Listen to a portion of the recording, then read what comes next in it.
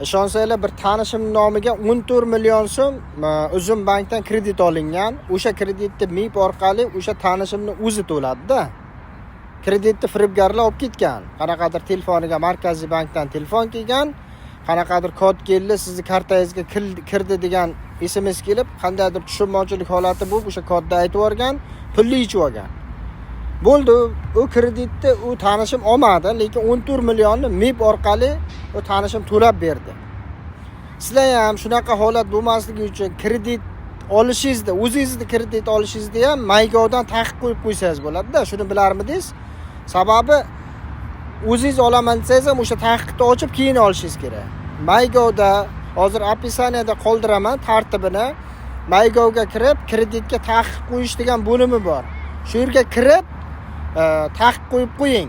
O'zingizning kreditlaringizga ham. Kimdir olaman desa ham ololmaslik kerak.